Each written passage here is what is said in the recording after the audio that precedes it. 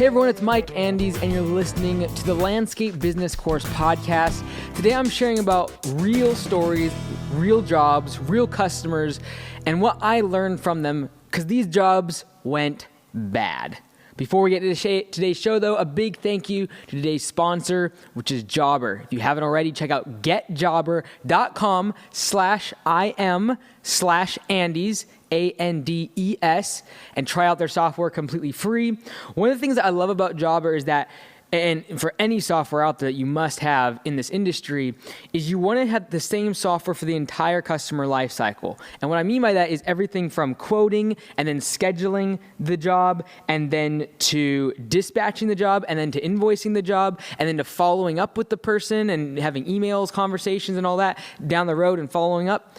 All of that should be done in the same software. You don't want to do it where you're doing like estimates in one software, then you're sending the invoices out from a different software, and then you're sending the estimates from a different software, or there's like breaks and gaps. Or worse yet, you do it all in one, and then the communication element, the emails, the follow-up, all of that, the monthly newsletters are sent from a different software. So Jobber allows you to do all those things in sequence on the same software, saving you the time from having to copy and paste, moving things across different software platforms.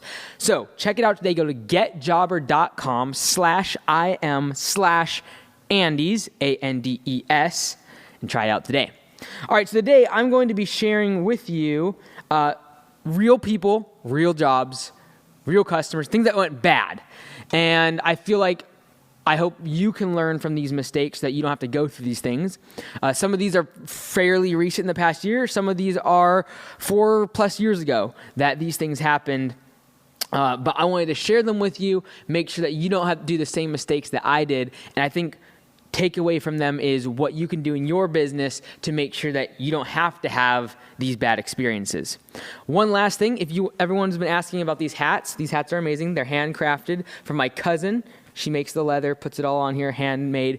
You can get one of these by coming to the conference, but you shouldn't just come here just for the hat. You should come here for the business, how much it's going to change your business, and the education you're going to get when you come. The knowledge, the things that we're going to be talking about. I just truly believe that this is going to change people's businesses. And so I have put out a guarantee that, if you come to this conference, you pay for it, you come, I'm going to refund you your ticket as well as your hotel if you feel like when you leave, there was not a ton of value added and completely worth every single penny, every single minute that you came and spent. All right. That's how confident I am. I know companies that are bringing up to like 6, 7, 8 people. They're bringing their whole management team, their estimator, their office people, all the partners in the business. And so, this is a great opportunity to do that. I'll have my operations manager there. I'll have my estimator there. I'll have quite a few of my project managers and team and staff there that they can ask questions. They will be in Q&A. This is a great event. I promise you will not regret it. Just the one day, the Friday, that we're going to be talking about P for P, pay for performance, and building your personalized, tailored system for your business. That alone is going to be worth the money and time of getting to the conference. But there's just so much value I think there's going to be added to you and your business. We're going to be planning for 2020, your marketing campaigns, what you need to be spending, all of those things we're going to be talking about. I really look forward to it. Landscape Summit. If you want to sign up, go to landscapebusinesscourse.com/conference or just go to the homepage, click conference, and sign up today. It's all a write-off before the end of the year. Make your purchase and get it written off on your taxes. Okay? So make sure you do that. But today, we are talking about some jobs that went bad. So there was one in Ferndale. The name of the customers was Ken and Melody. I remember this like the back of my hand. The reason I remember it like the back of my hand is because it was our first job that was over $30,000 in revenue. Like the first one job that was a one-time project, $30,000. We had never done big projects to that extent. We had never subcontracted, none of that. Well, we jump into this job, and what you can learn from this job is don't oversell yourself. There's a certain level of, sell it and then figure things out. Like I really like that quality trait about most people and business owners and things. Then there's this other side of it that you're getting on some pretty risky territory when you're starting to talk about a $30,000 project on a home that's probably worth $750,000. And so I still remember it was a new construction job. I met with the clients prior to them even breaking ground. like 6 months before, and went over the property, went over the layout, did like a sketch design of where everything would go. I gave them several options for pricing, like really professional. They loved me a lot. I got along with them really well. I showed them some cheaper options, like lots of communication. I probably had 3 or 4 meetings with them before even finalizing the offer, getting 50% down. I think I got 50% down like 3 or 4 months before we actually started the project, because we require the 50% down prior to scheduling the job. So that was all fine and dandy. The problem was the biggest job prior to that job was a $10,000 job, and under that probably a $5,000 job. So like, we had never done anything to this scale. In this project, we had to subcontract the fencing out. So they had cedar plank fencing, like slats, and we subbed that out. And so that was the first time. Again, we never worked with subcontractors before. We had never managed subcontractors before. We didn't know what it was like to have to sell the customer on the markup of a subcontractor. And then there was also a natural boulder wall. We had never built a natural boulder wall ever. Never, ever, ever. I or anyone on the crew.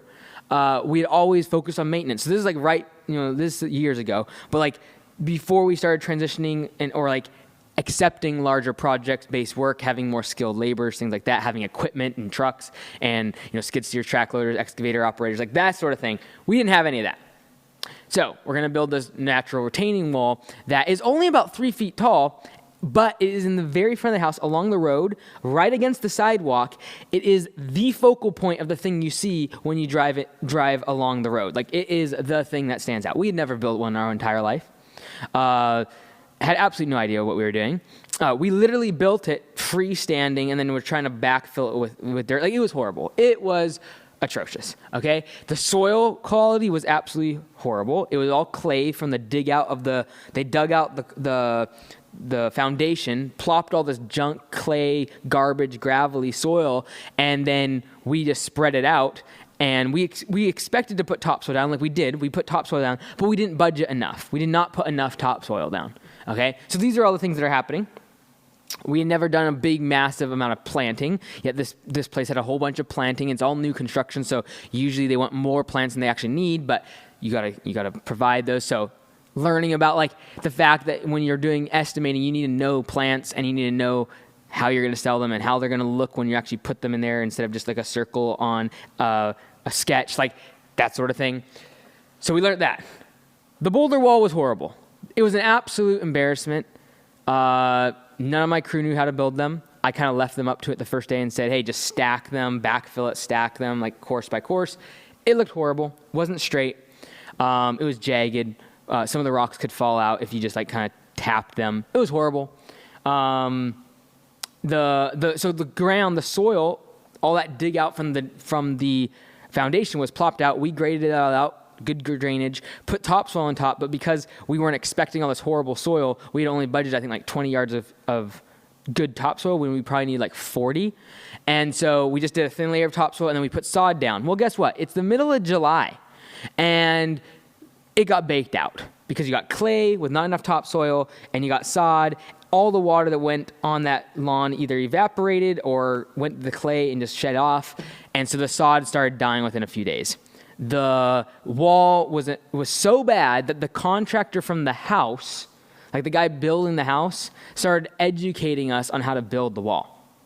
Like to make it look flat, like making sure that the flat face of the rock is going to face out and that there's a slight angle of repose and like those sort of things. The simple things about building a wall. Well, we just never done it before in our whole life. So that was an embarrassment. It was an absolute embarrassment all the way around. What ended up happening, the lawn, the sod dried out and started dying, looked horrible. It was patchy everywhere because in some parts where the topsoil was good, it was fine. And then other parts it started to die. The fencing, like we marked up the cost of the subcontractor to put the fence in. We did not know how to sell it to the customer, so they weren't happy that we were charging an extra $1,000. But on the other hand, we had to manage this contractor. We had to tell them they had installed broken slats in the fence. The door wasn't exactly right. We had to go back and tell them and like have them come back out, and they were like a week booked out. So the customer wasn't happy because now our subcontractor can't get there, and we can't control it because we don't know how to install a fence or fix it. It was horrible. That was the worst. So what happened? Okay, so everything's done with the job. The only big scathing thing when we left the job was the lawn wasn't looking great. But it was kind of like, you know what? We put some more topsoil down. We cut some pieces of sod out. Like, we tried to make it as good as we possibly could. And it was kind of like they were okay, we thought. Well, several weeks later, we got this, horrible online review. Absolutely horrible. And some of it was true. Most of it actually wasn't. Some of the things that was said. But still, like, I didn't really care. I kind of accepted blame on this one because I knew I had oversold the job, and they loved me so much before the job because I could sell it, but we could not perform the work. And so we ended up going back for a whole day. We took a bunch of topsoil down, ripped out a bunch of the sod, put down new topsoil, installed new sod, replaced some plants, installed some more extra mulch, all of this for free, and just did as much as we possibly could with the crew in a day, and just did it all for free. Horrible. We lost money. I lost a lot of sleep. Not sleep. It was stressful. That project took several weeks. We could probably do that whole project in 3 days. But it was horrible. We charged quite a bit for it too. So we didn't lose a ton of money, from a net standpoint. But it was really bad for our reputation. The contractor, it was embarrassing. Everyone that walked by, it was embarrassing. So it was pretty bad. Even when we rented the excavators and the skid steer, because at that time we didn't have those, and it was so muddy. It had rained so much, right? At one point, literally the week before it was scorching hot in July, it poured and poured and poured. And so we got mud all over the main road. Well, guess what? The county comes by and you have an hour to get this cleaned off or we're going to fine you. And so that was a horrible experience. That was the first one. What did I learn in that? Not to oversell if I don't know how to perform the work. I'm all about selling and then figuring things out, but know your limitations. Don't think that you can go from a $5,000 project and then go sell someone a $50,000 pool install. You're just going to get in trouble. It's just not going to lead to a good thing. Even if you're a good salesperson, you can do it. There's lots of projects I could have sold, but after this experience, I was like, you know what? I'm going to say no. I'm going to save myself. I'm going to save my bank account. I'm going to save my crew. And I'm going to save the customer from a very bad experience. It's better at that point to tell the customer that you don't do a certain thing or you're not the best at a certain skill, part of the business, part of the landscaping field, and just say, we're not the best at that. You can either subcontract that out or I understand if you need to walk away. If you say that, they're going to realize that the things that you do offer and the things that you do bid on, you are committed and and you are trusting your crew and your abilities and that you're going to be the best at it. When you admit that you're not the best at one part of the job, they instinctively trust you more on the parts that you do give bids on. So I learned that the hard way through this job. And so now we would have done things differently. We would have said, you need to have this prepped. You need to have, the fence guys can come in after us. We don't need to be the subcontractor for that. And we would have done that way. Anyways, that was the first one. Now, next one is Chuck. So I just want to make sure you all know that these are real people. So Ken and Melody, they were in Ferndale, Washington. Chuck is in Blaine. I don't want to give their last name because I didn't ask them. But Chuck was in Blaine. Chuck was our first artificial turf installation. We basically did it when we first originally estimated it. We thought we were doing it at cost. We'll get to that in a second. But we thought we were doing it at cost because we wanted to learn, and we had told the first 5, 7 customers we had for artificial turf, hey, we're just learning. We're going to give you this 25% off, which is basically at cost for us, and we will install it. But this is a special deal because we're just getting started. Well, the reason I started doing artificial turf was because I wanted to give opportunity to certain employees to give them kind of a niche to grow within the company and give them some opportunity to make some more money, which is fine. But the problem is you got to keep your eye on the goal and the prize, and that is scalability and profitability. For us at the time, that's what we were thinking about, right? And so what's not scalable? Trying to get really good at installing artificial turf because it's harder to train people. It's bigger projects, more equipment, bigger, everything, right? And most importantly, the skilled amount of labor. The amount of labor that those people, your crew needs is far more substantial than trimming a bush or better yet, mowing a lawn or whatever. Simpler things that are more scalable and thereby more profitable. So anyways, that's what I learned from that job. Chuck, we installed a $5,000 putting green, very small. I think it was 200 square feet. Let me think. No, it was bigger than that. It was 500 square feet. 50, it was like 600 square feet or so that this putting green was out in the middle of his field. He wanted to use it as a place where his friends could come. They could tee off from their backyard and go into this field where the putting green was at. Sounded great. Okay. The problem was that this field was completely flat, like dead flat, no drainage whatsoever, right? Well, we built this thing, and he wanted it to be where if they hit the ball, like the golf ball, that it would be able to hit up the field and roll onto the green. Sounds cool. We put 3 flags out on the green things. Sounded great. The problem is this field is completely flat, and so any drainage that we put, like, and it was clay. The soil was clay. So what happened is when we did the base prep for this putting green, we dug down 6 inches, did our base prep for drainage, like with gravel and sand and weed barrier and all that stuff. We do all of that, but the problem is you got flat clay with the grass. We dug down, built it back up, and then put turf on top, right? Artificial turf. The problem was, now the subgrade, the clay, we basically made a bowl for all the water of this field to sit in. That's basically what we did. Then we filled up the pond that we created with gravel and put turf on top. Well, guess what? Of course, all that water went to that where we had dug out, and because there was nowhere for that water to drain, we didn't put any like drains going off 300 feet into like the ditch because like it was that big of a field. We didn't do that. And so what happened during the winter, literally there's puddles over the entire putting green. Like, it was horrible. And he was in Arizona for the winter, and he was getting like texts from his friends and pictures of like his putting green that was now messed up. And we're getting calls from him, and he's in Arizona, and then like we're gonna have to deal with it in spring. Like, it was horrible. And furthermore, the people that I had trained and really wanted to get into artificial turf, they had left the company.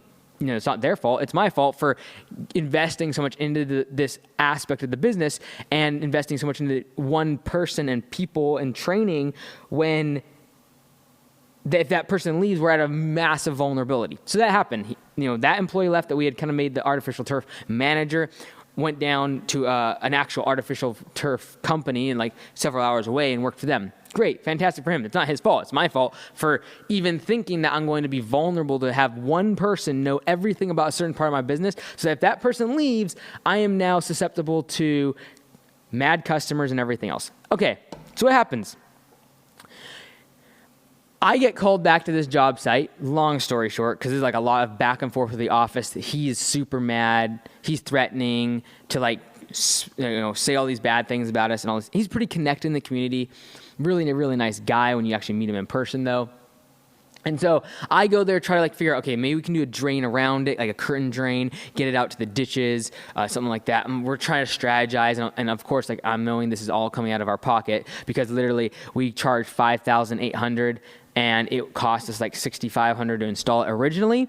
And now we're like back to, overtime, right? Like everything that is coming out of our pocket now. So I'm like, okay, it'll cost like $2,000 probably to put the curtain drain in. But still in my mind, I'm like, I don't think this is going to work. I don't think this is going to, like, we're going to have to drain this whole field in these curtain drains because the water's got to go somewhere. And the amount of, so long story short, I decided out of my personal pay, out of my own pocket to write this guy a check for his $5,800 and just be like, hey, here's your paycheck, or here's all your money back. I'm sorry, it didn't work out. And that's what I did. Actually, what happened is we were talking about how to rectify it, and I told him that we'd get back with him and when we can come and put this drain in and try to build up the sand underneath the putting green surface and all these other things. And then I literally 5 minutes away, I drove away already, and I come back, and I'm like, look, man, I don't think that's going to really work in long term. I think I should just give you the money back. And he's like, I would accept that. And so I wrote him a check, gave it, and that hurt like horrible. Like, I hate giving money back. I've never done that my whole life.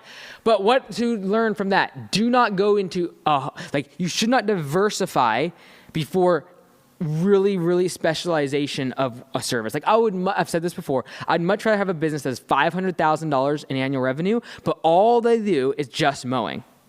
I would much rather have that company over a company that does $1.5 million, but does landscaping, hardscaping, waterfalls, irrigation, fertilization, trimming bushes, fall cleanups, gutter cleanouts, pressure water, like all of this other stuff. I'd much rather have the company that does 1 or 2 services, but they're really scalable, really simple, easy to train your people, consistent profit margins, and with all that profitability, scalability, low labor barrier, in terms of skilled labor. With all of that comes predictability and the fact that you don't have to write out checks to your customers because you do bad work. When you start trying to branch off in order to grow and create new services just in order to grow, that's when you start falling apart. That's why businesses are doing $2 and $3, $4, $5 million in revenue and they go out of business. They look successful. They look like they're doing great. Yeah, they did. But they're doing 30 different types of services, which guess what? Doing a water feature is a completely different business than mowing lawns. Like, it's a completely different company. Yeah, you might be called the same company name under your landscaping umbrella, but they're completely different businesses. It's like the guy out painting outside is somehow expected to be a really good installing windows at the house. Oh, well, it's the same house. No, it's like a different business. And so for people in the landscaping industry, it's easy for us to be like, oh, well, like if we can paint, we can install windows, i.e., if we can install irrigation, we can also do tree work. Like, it's completely different businesses. And so to think that you're going to grow your business by diversification of services is an absolute fallacy in this industry. It's absolutely what takes many of those in this industry down and makes them fail. Is that it's like, oh, if I'm going to grow my business, I need to add services. And then my customers are always asking for us to do leaf cleanup. I better get like a big leaf vac and a dump truck. And then oh my goodness, I'm getting all these requests for tree work. I should get a tree chipper. And then that would be great for the winter. But you know what? I need to get a plow for the winter too, because we're going to do snow plowing and salting too, so I'll get a salter with another truck. Like, it just gets really bad from a balance sheet perspective to a revenue, like cash flow perspective. It's horrible buying all the equipment, trying to diversify your labor force to figure out who does what, then dependency on certain individuals that you have to now overpay to keep them around, because if they left, you would be vulnerable like I was with the artificial turf. So what I learned from that, again, don't diversify your services in order to grow. If you want to really focus on making your business better, you should really focus on making it more profitable, efficient, and systems oriented. Don't focus on how do I get more services. That's easy. That's the easiest way to grow. It's the lazy way to grow, in my opinion. It's just add more services. Of course you're going to get more revenue. Last year, we cut out almost half of our services. If I wrote all our services down, we cut out almost half of them. And that's like half of our revenue. But guess what? The next year, we still made the same amount of revenue. We didn't grow very much, but we made the same amount of revenue. And guess what? It's way more profitable. We cut out all the artificial turf, the tree services. What else we cut out? Delivery of material, pickup of materials. We cut out all of that stuff. Get really focused on the things we're good at. Be really profitable, really systems oriented around those things. Last customer was in Linden, Washington. This gentleman's name was Mark. Great guy. It was, again, same issue. We were trying to diversify into irrigation. We don't do irrigation, by the way. That was another thing we cut out. But this was the point when we were just adding irrigation in. And my goodness, we messed that job up. It also was a lack because we had a really skilled employee that joined as a new employee, but he was very skilled. And project manager had less experience in landscaping than this new employee. Well, the new employee comes along and basically changes a part of the design, i.e. one more block on this wall. Well, this wall was like 150 feet, and it was a terrace of the entire lawn. So by raising that wall 6 inches higher, we had to include 6 more inches of topsoil on several thousand square feet of lawn. Well, guess what? Because we had to add that much topsoil, then what happened is when the rain came, it compressed a little bit and started getting puddles and everything, and I had to go back and put more soil. It was horrible. The hydroseeders that we had contracted to come in, they told the customer that the lawn would be in within a week. It was like 6 weeks later and barely sprouted. So we had to like go back, tear a bunch of stuff out, put in sod instead of hydroseed. It was horrible. What did we learn from that? Number 1, project managers rule the day on jobs. I don't care who's there, how much experience they have. If they are the project manager, they are the ruler. They will stick by what the estimator gave them in their project notes. They don't need to order more materials or what they think is better or whatever. If there's going to be changes to that estimate, there's going to be work change orders, there's going to be price increases, the customer needs to be notified, the office needs to be notified. I don't care who tells you anything otherwise. We learned that, and we also learned that irrigation is not our forte, and that we're not about to spend a bunch of time and effort trying to figure it out. So we cut it out. No more irrigation for us. So those are some of the jobs. I could probably list one or two more that were really bad that I can remember. A lot of them around projects because, again, projects are so cool and amazing. Everyone tries to get into landscaping and hardscaping, but guess what? When you have a bad mow that goes bad, you might lose a couple $100 trying to fix the lawn or whatever. Guess what? When you have a project that goes bad, you're out tens of thousands of dollars. Very easily, by the way. And it takes a lot of time, more effort, more equipment. It just, you get a world of hurt. So those are just a couple of the ones I wanted to share today. If you like this, let me know in the comments below. I have a few more I could share that are not fun to talk about. But anyways, I hope that everyone joins us for Landscape Summit. It's only like it's like 3 weeks away. We're going to Christmas, we're going to New Year. You're going to be home. You're probably listening to some of these videos. This time is you're now kind of like not doing a lot of work. I promise you, coming to this conference will change your business, guaranteed. I'll pay you back for the $299. I'll pay you back for your hotel. You're staying there at the Holiday Inn. It's very, very reasonable. We don't stay in like some 5-star hotel. This is about learning your business. We spend a solid 8 hours a day, 9 hours plus Q&A in a seminar room. This is not like fun, like activities and like just like hee-hawing. Like we focus on business and we grind for 3 days. I leave that conference completely drained out of my mind because I put everything, like my heart and soul, into those 3 days to make it worth your time. I promise you, I won't let you down. I'd love to see you at Landscape Summit. Join today, landscapebusinesscourse.com. I'll see you next time. Be great, because nothing else pays.